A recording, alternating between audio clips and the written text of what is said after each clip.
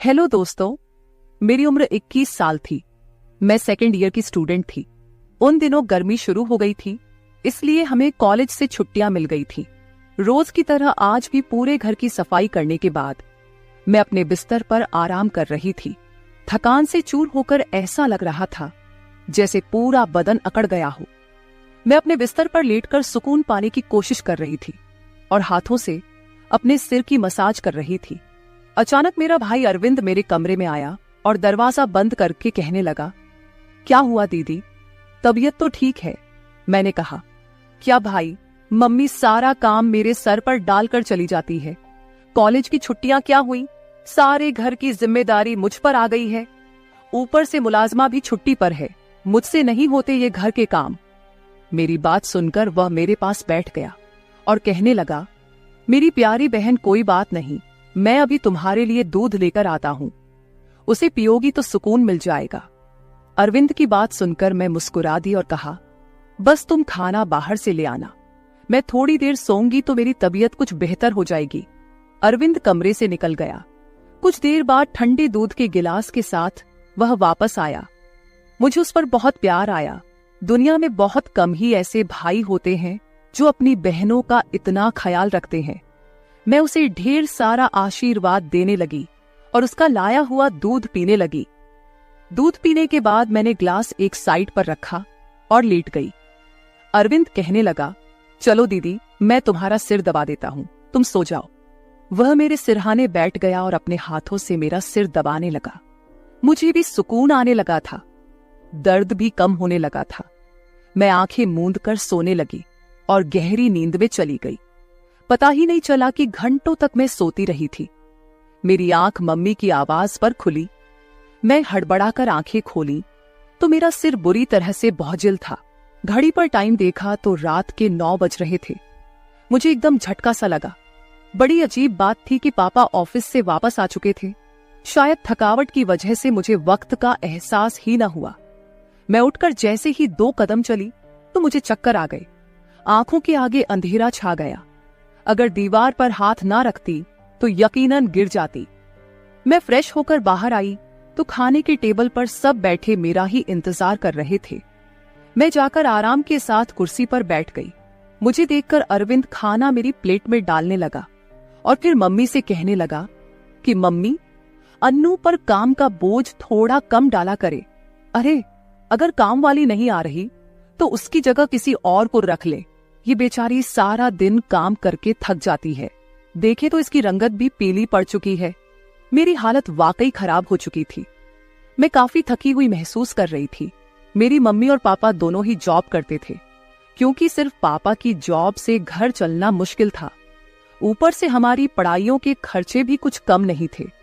इसलिए मेरी मम्मी भी उसी कंपनी में जॉब करती थी जहां पापा करते थे। मैं और अरविंद कॉलेज जाते थे, मगर अभी गर्मी की वजह से छुट्टियां थीं, इसलिए हमें घर ही रहना पड़ रहा था। मैंने ये बात नोट की थी कि पिछले कुछ दिनों से अरविंद मेरे साथ कुछ ज्यादा ही अटैच हो चुका है। जब से मुझे छुट्टियां हुई थी, वह मेरा बहुत ख्याल रखने लगा था। अगर मैं घर का कोई काम कर रही होती तो आकर मेरी मदद करने लगता। अगर मैं थक जाती तो मेरा सर दबा देता। मैं उसे मना करती, मगर वह कहता कि नहीं, तुम थक चुकी हो, इतना काम करती हो, मेरा हक है कि मैं तुम्हें सुकून पहुंचाऊं। मैं भी खामोशी से लेटी रहती, मगर एक रात जो कुछ हुआ उससे मेरे होश उड़ गए थे। क्या अरविंद कभी ऐसा भी कर सकता है? मैं अपने कमरे में सो रही थी। आधी रात के वक्त मुझे महसूस हुआ जैसे कोई मेरे कमरे में आया हुआ है। आहिस्ता से चलता मेरे बिस्तर के करीब आया हो। भले ही मैं सो रही थी, मगर मेरा ज़हन बेदार था। मैंने हड़बड़ाकर आंखें खोल दी। कमरा अंधेरे में डूबा हुआ था। जब मैंने उठकर देखा तो अंदर कोई भी नहीं था, बस कमरे का दरवाजा थोड़ा खुला हुआ था। मैं सोने से पहले हमेशा दरवाजा बंद करके सोती थी, फिर खुद कैसे खुल सकता था। मैं नींद भरी आंखों से उठी और दरवाजे को लॉक करने लगी। दरवाजा लॉक करने के बाद दोबारा पलटकर बिस्तर पर सो गई। मेरी आंखें बंद होते ही एक बार फिर मुझे कदमों की आहट सुनाई देने लगी, जैसे कोई बिस्तर पर मेरे पास बैठ रहा हो। ऐसा लगा जैसे कोई अपना हाथ मेरी ओर बढ़ा रहा हो। लेकिन जब मैंने पलटकर देखा तो कोई नहीं था। मुझे घबराहट होने लगी थी। मैंने उठकर कमरे की लाइट ऑन कर दी और दरवाजा खोलकर भी बाहर देखा, मगर वहां पर भी कोई नहीं था। आज से पहले ऐसा कभी नहीं हुआ था जो अब हो रहा था। मुझे प्यास लगी तो मैं कमरे का दरवाजा खोलकर बाहर निकली। उसी वक्त अरविंद भी अपने कमरे से बाहर निकला। मुझे देखकर उसने पूछा, क्या बात है, आप अभी तक जाग रही हैं? मैंने जवाब दिया, कुछ नहीं, बस ऐसा महसूस हुआ जैसे कमरे में कोई मौजूद हो। पानी पीकर मैं दोबारा कमरे में आई और पीछे पीछे वह भी आ गया। उसने कहा, आपको डरने की जरूरत नहीं है। अगर आपको डर लग रहा है तो मैं आपके पास सो जाता हूं। मैंने उसे मना करते हुए कहा, नहीं, तुम्हें अपनी नींद खराब करने की जरूरत नहीं है, तुम अपने कमरे में सो जाओ। लेकिन वह जिद करने लगा कि मैं आपको अकेला किसी भी हाल में नहीं छोड़ सकता। आपकी तबीयत खराब हो सकती है, मैं आपको तकलीफ में नहीं देख सकता। आप सो जाएं, मैं यही सो जाता हूं। आखिरकार मैं बेड पर जाकर सो गई। उसने तकिया उठाकर सोफे पर रख लिया और वहीं सो गया। उस रात मुझे ऐसा महसूस हुआ जैसे कोई मेरे सरहाने बैठकर मुझे बहुत देर तक देखता रहा हो। उसने मेरे बालों को सहलाया, मेरे चेहरे पर उंगलियां फेरी और मैं सुकून से सो रही थी। मुझे सब कुछ एक सपने जैसा लग रहा था। अगली सुबह जब मैं उठी तो मेरा मूड बड़ा अजीब था, लेकिन जब मैंने अपने भाई पर गौर किया तो मैं हैरान रह गई। शुक्र था कि मैंने अपने आप को दुपट्टे से ढक रखा था। मेरी कमीज बेतरतीब हो चुकी थी। मुझे हैरत हुई, क्योंकि आज से पहले मैं कभी इस तरह आराम से नहीं सोई थी। आज मैं बहुत खुश महसूस कर रही थी, न जाने क्या वजह थी। मैंने उससे पूछा तो उसने कहा, मैं तो रोज ही इतना खुश होता हूं। जिसको आप जैसी बहन मिल जाए वो क्यों ना खुश हो। घर के सारे काम निपटाकर जब मैं बैठी तो अरविंद तेल लेकर मेरे पास आ गया। कहने लगा, अन्नू दीदी, आप अपने बाल खोल दे, मैं आपके सर में मसाज कर देता हूं। मुझे उसकी हरकतें अजीब लगती थीं। मैंने कहा, यह तुम्हारा काम नहीं है, जाओ अपने दोस्तों के साथ घूमो फिरो, मुझे मसाज की जरूरत नहीं है। मगर उसने मेरी बात नहीं मानी और खुद ही मेरे बालों से कैचर उतार कर कहने लगा, आप नखरे मत किया करे, किस्मत वालों को ही ऐसे भाई मिलते हैं। जब आपका भाई आपके खूबसूरत रेशमी बालों में मसाज करना चाहता है तो आपको क्या समस्या हो सकती है। आ जाइए, मैं आपके सर की मसाज कर देता हूं, आपको बहुत सुकून मिलेगा। वह मुझे उठाकर कमरे में ले गया। मैं बेड पर तकिया रखकर लेट गई। मेरे बाल बेड से नीचे लटक रहे थे। वह मेरे सरहाने बैठकर मेरे बालों की मसाज करने लगा। अरविंद मुझसे 4 साल छोटा था, मगर मुझे नाम से बुलाता था। कहता, आप इतनी प्यारी हैं कि आपको देखकर दिल करता है कि आप हमेशा इसी तरह मुस्कुराती रहें और मैं आपका लाभ उठाता रहूं। वह मेरे बालों की मसाज कर रहा था और उसके हाथों में जैसे जादू था। मुझे इतना मजा आया कि मैं नींद की वादियों में खोने लगी। तेल की खुशबू भी बहुत जबरदस्त थी। मैंने उससे पूछा, ये कौन सा तेल है? वह बोला, ये बहुत ही खास तेल है, खास आपके लिए। आपके जो इतने हसीन बाल हैं ना, ये उन्हीं बालों के लिए बना है। उसकी बातें बहुत प्यारी थीं। मैं समझ नहीं पाती थी कि वह किस तरीके से बात कर रहा है। मसाज के दौरान ही मैं नींद में खोने लगी। कुछ देर बाद जब मेरी आंख खुली तो मेरा पूरा बदन दर्द से टूट रहा था। ऐसा लग रहा था जैसे मेरी टांगों पर बहुत ज्यादा वजन रख दिया गया हो। पूरे बदन में दर्द सरायत कर रहा था। मैं धीरे धीरे उठकर बैठी और आसपास देखने लगी। तब अपने भाई पर गौर किया। मैं पूरी तरह भीगी हुई थी, जैसे किसी ने मुझे नहला दिया हो। कपड़े गीले थे, पंखा बंद था और गर्मी थी। ये सब क्या हो रहा था? मैं बड़ी मुश्किल से बेड से उठी। मुझे चक्कर आ रहे थे, चलना मुश्किल हो रहा था। मैं अपनी हालत समझ नहीं पा रही थी कि यह सब क्या हो रहा है। बड़ी मुश्किल से चलकर बाथरूम गई और फ्रेश हुई। अपनी हालत पर गौर किया तो ऐसा लगा जैसे मैं सोई नहीं, बल्कि कोई मेहनत वाला काम कर रही थी। जब मैं कमरे से बाहर निकली तो मुझे फुसफुसाने की आवाज आई। ऐसा लग रहा था जैसे कोई किसी से बात कर रहा हो। घर में मेरे और उसके अलावा कोई नहीं था। फिर वो किसके साथ बात कर रहा था? मैं पहले किचन में पानी पीने गई, मगर तब तक आवाज आनी बंद हो गई थी। मैं किचन के दरवाजे के पास खड़ी थी। जब वह बैठक से निकला, उसके हाथ में काफी पैसे थे, जिन्हें देखकर वह मुस्कुरा रहा था। मेरे माथे पर बल पड़े। अगले ही पल उसकी नजर मुझ पर पड़ी। मुझे देखकर कहने लगा, अन्नू आप उठ गई। मैं चलते हुए उसके करीब आई। वह हड़बड़ाकर पैसे अपनी पैंट की जेब में डाल रहा था, मगर मैंने उसका हाथ पकड़कर उन पैसों को सामने लाकर कहा, इतने पैसे तुम्हारे पास कहां से आए? वह नजरें झुका चुका था। कहने लगा, अब प्लीज पापा को मत बताना। मैं ताज्जुब में थी कि उसने ये पैसे पापा को क्यों नहीं दिए। मैंने सख्ती से पूछा तो वह सहम गया। कहने लगा, ये पैसे तो पापा के एक दोस्त ने कई साल पुराने कर्ज के रूप में लौटाए थे। मैंने सोचा था कि इनसे मोबाइल लूंगा, लेकिन फिर उसने पैसे मुझे थमा दिए। मैंने कहा, हाँ तुमने अच्छा किया। घर के हालात देखो किस कदर खराब है। हमारे माँ बाप दोनों नौकरी कर रहे हैं और तुम मोबाइल लेने की बात कर रहे हो। वह शर्मिंदा था। मैंने वो पैसे रात को पापा को दे दिए थे। उस रात उसने मुझसे कोई बात नहीं की और जल्दी सोने चला गया।